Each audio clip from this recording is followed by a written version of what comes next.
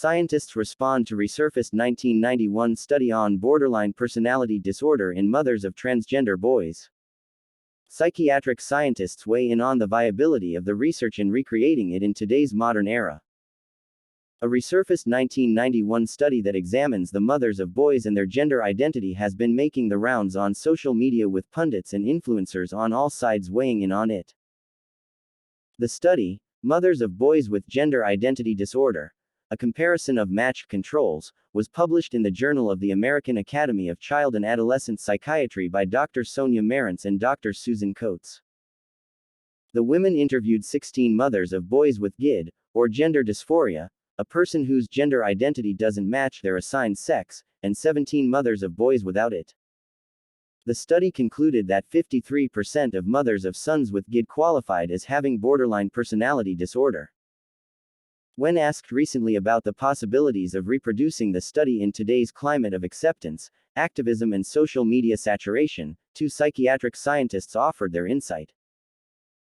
I suspect that if this 1991 study were conducted today, the results would be similar, if not more pronounced, since fundamental motivators of human behavior can remain thematically similar over time, but the social incentives to have a non-cisgendered child are likely greater now than 30 years ago, Dr. Nina Cylinder, an author and practicing psychologist, told Fox News Digital.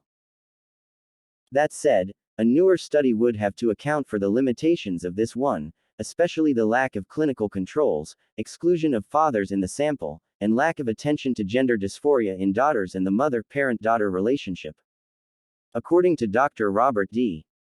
Mather, a similar study conducted today would likely have a weaker effect.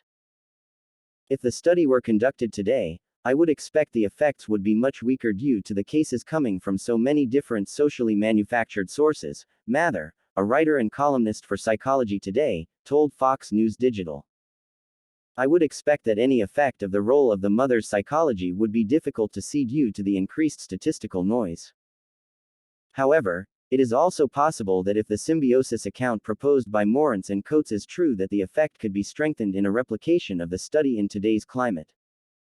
Concerns over transgenderism have erupted in recent years as instances of it being promoted within schools and in sports have come to light. A recent Pride event held at the White House saw multiple transgender activists display their breasts and surgery scars with children present. A cottage industry has emerged on social media of parents documenting their children undergoing gender-changing procedures with accusations of profiting off their transition, or encouraging it, being widespread. The study is fascinating because it examines this outside of the current cultural and political context surrounding gender, Mather said.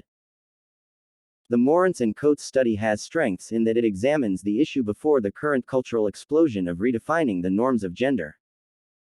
It has a very small sample size, but that is to be expected for gender identity disorder that was at the time incredibly rare.